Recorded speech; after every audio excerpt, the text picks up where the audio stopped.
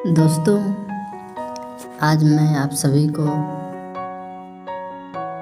ऐसे कहानी के बारे में बताने जा रहा हूँ जो स्वतंत्रता से जुड़ी हुई है। और इस कहानी का नाम है स्वतंत्रता की ओर। दोस्त, इस कहानी में एक धनी नाम का लड़का है जो धनी यह सोचता है कि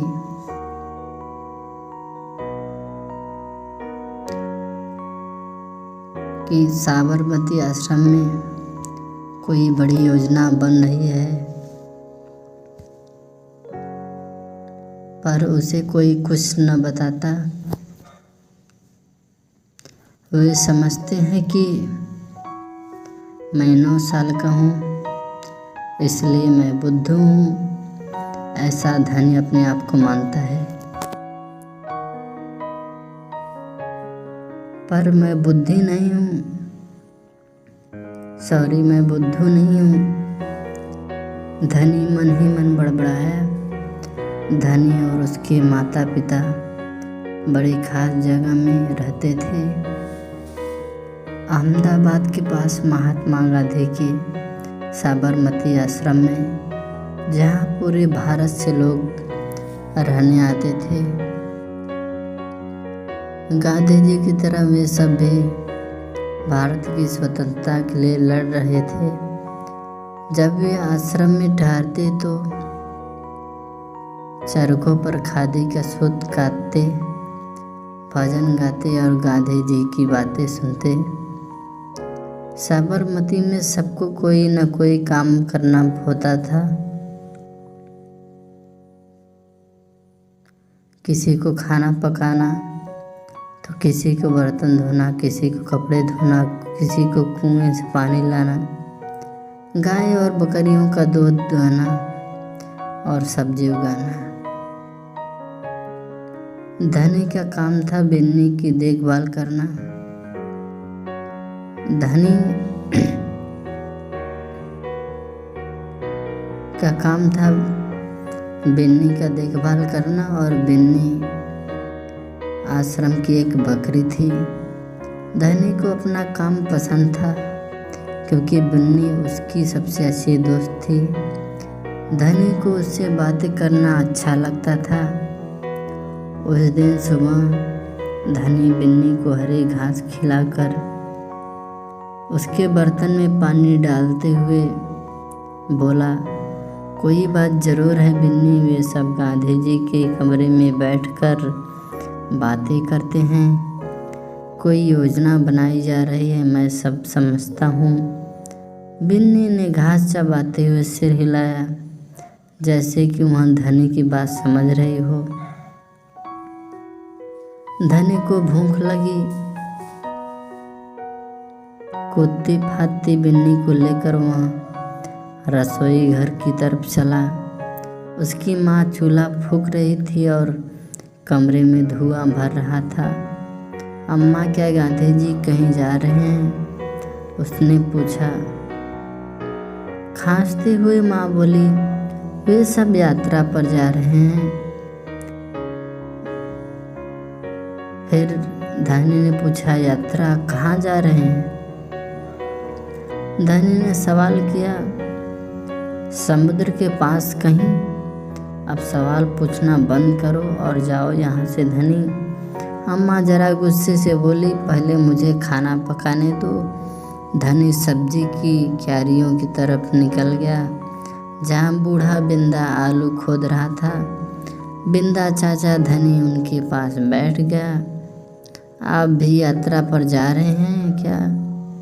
बिंदा ने सिर हिलाकर मना किया। उसके कुछ बोलने से पहले धनी ने उतावले होकर पूछा, कौन जा रहे हैं, कहाँ जा रहे हैं, क्या हो रहा है? बिंदा ने खोदना रोक दिया और कहा, तुम्हारे सब सवालों के जवाब दूंगा। पर पहले इस बकरी को बांधो, मेरा सारा पालक चबा रही है। धनी बिन्नी को खींचकर ले गया और पास के नींबू के पेड़ से बांध दिया।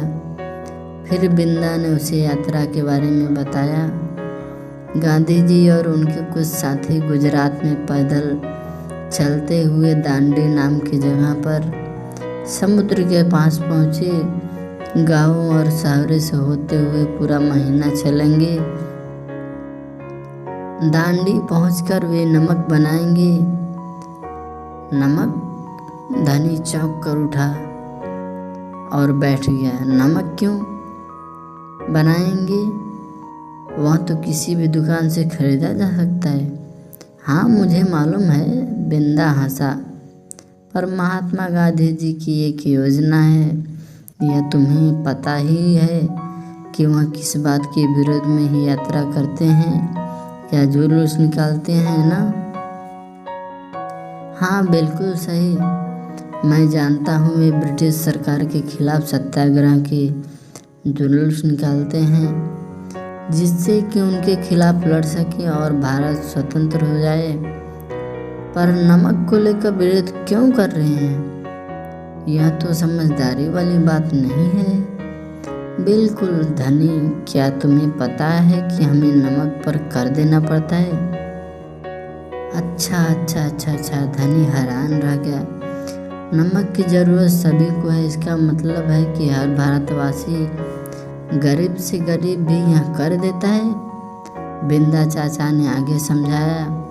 लेकिन यह तो सरासर अन्याय है। धनी की आंखों में गुस्सा था।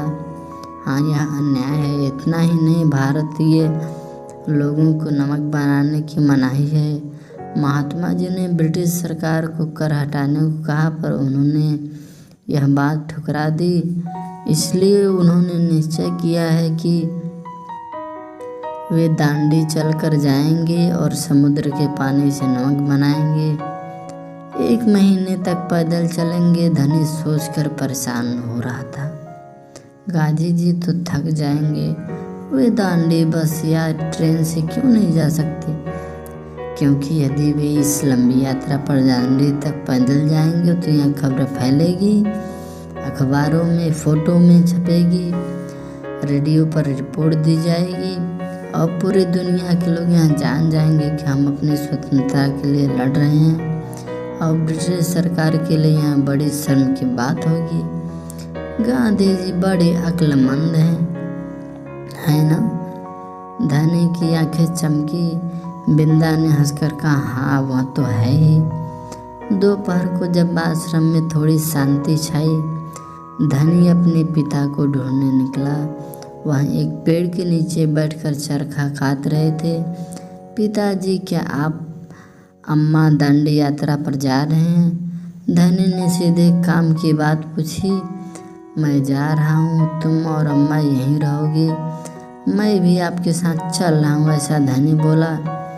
उसके बाद उसके पिताजी ने बोला, बेकार की बात मत करो धनी, तुम इतना लंबा नहीं चल पाओगे, आश्रम के नौजवान ही जा रहे हैं। धनी ने हाथ पकड़ ली। मैं 9 साल का हूँ, आपसे तेज दौड़ सकता हूँ। धनी के पिता ने चरखा रोककर बड़े धीरे से समझाया, सिर्फ वे लोग जाएंगे जिन्हें महात्मा जी ने खुद चुना है। ठीक है, मैं उन्हीं से बात करूँगा, वहाँ जरूर हाँ कहेंगे। धनी खड़े होकर बोला और वहाँ से चल दिया।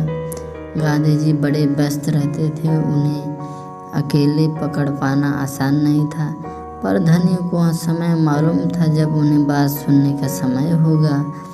रोज़ सुबह वहाँ आश्रम में पैदल घूमते थे। अगले दिन जैसे ही सूरज निकला, धनी बिस्तर छोड़कर गांधी जी को ढूंढने निकला।